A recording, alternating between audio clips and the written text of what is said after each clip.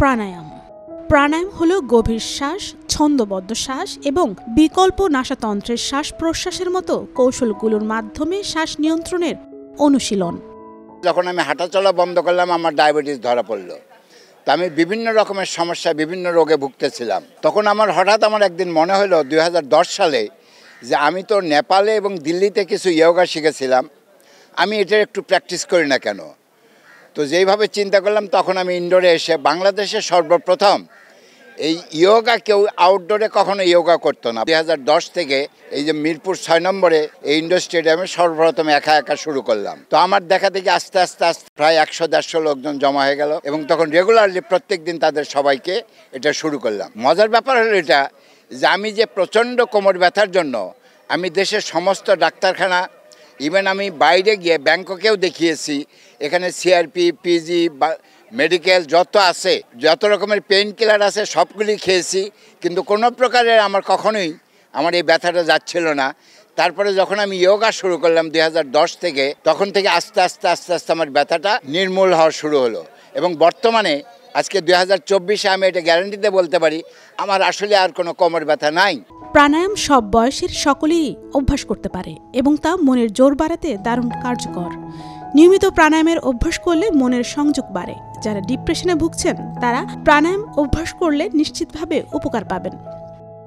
অসুস্থতার জন্য আমি চেন্নাই অ্যাপোলোতে গিয়েছিলাম। ওখানে আমার যে হিস্ট্রি নিয়েছে, হিস্ট্রি পড়ে 3-4টা ইয়োগার সাজেস্ট করেছে। এখানে আমি 3 মাস যাবত করছি এবং 1 মাস পরেই আমি আমার শরীরের মধ্যে একটা পরিবর্তন হয়েছে সেটা আমি বুঝতে পারছি। কি পরিবর্তন হলো, যে আমার যে শারীরিক যে দুর্বলতাগুলো ছিল সেই দুর্বলতাগুলো একদম কেটে গেল।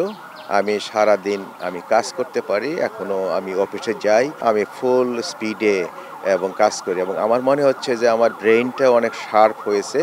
অনেক কিছু আমার লেখালেখি করতে হয়, সেখানে আমি খুব স্বাচ্ছন্দ্য বোধ করি। ফুসফুস, হার্ট এবং বডিতে রক্ত সঞ্চালন এগুলো সুস্থ থাকে, যার জন্য শরীরটা সুস্থ থাকে। এটা খুবই ভালো। যারা এটা কষ্ট করে একটু করবেন তারা বাকি জীবনটা যতদিন বেঁচে থাকবেন একটু সুস্থভাবে থাকতে পারবেন। বর্তমান যুগে মানসিক চাপের মধ্যে থাকা সেরকম কোনো বড় কথা নয়, তবে এর সমস্যা দীর্ঘ সময় চলতে থাকলে তা বিভিন্ন অসুবিধার কারণ হতে পারে। টেনশন, হতাশা এবং মানসিক চাপ থেকে মুক্তি পাওয়ার সর্বোত্তম উপায় হলো যোগব্যায়াম। পরিচয়টা দিয়ে নিই, আমি আব্দুস সবুর খান চৌধুরী। আমি একজন বাচিক শিল্পী এবং বেতার কর্মী।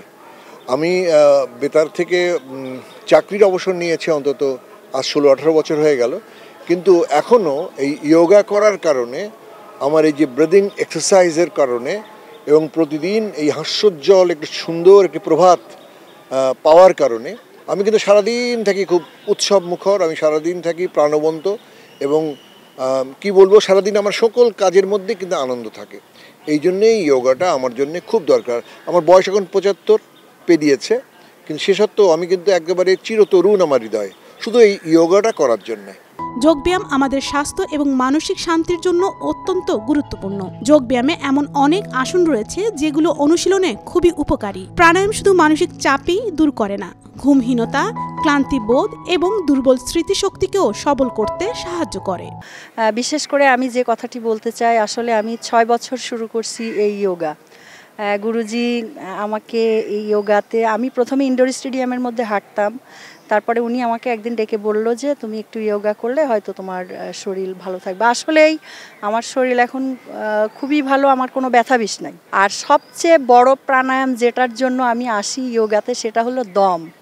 আসলে আমি লোকগীতি গান করি, লোকগীতি গান করতে গেলে দমের কিন্তু অনেক দরকার, অনেক দম। সেই দমটা আমি এখানে এসে পেয়েছি, এখন আমার এই গান করতে কোনো অসুবিধা হয় না। আমি এখানে 10 বছর যাবৎ ইয়োগা করতেছি। আমার অনেক রোগ ছিল, যেমন হাঁপানি ছিল, তারপরে ডায়াবেটিসও কিছু ছিল, কিন্তু বর্তমানে আমার ডায়াবেটিস, হাঁপানি একবারেই নাই এবং আমার কোনো রোগ জীবাণু আছে বলে আমি ডাক্তারের কাছে কোনোদিন যাই না। সারাদিনের দৌড়ঝাঁপ, ব্যস্ততার কারণে মানসিক ও শারীরিক উভয়ভাবেই হাঁপিয়ে ওঠে। আমাদের শ্বাস প্রশ্বাস হালকা হয়ে যায় এবং গতি বেড়ে যায়। প্রাণায়াম এমন একটি প্রাচীন যোগ অভ্যাস যা ব্যক্তির শ্বাস প্রশ্বাসের উন্নতি এবং নিয়ন্ত্রণে রাখতে সাহায্য করে। নুসরাত নাহার, মোহনা ডিজিটাল।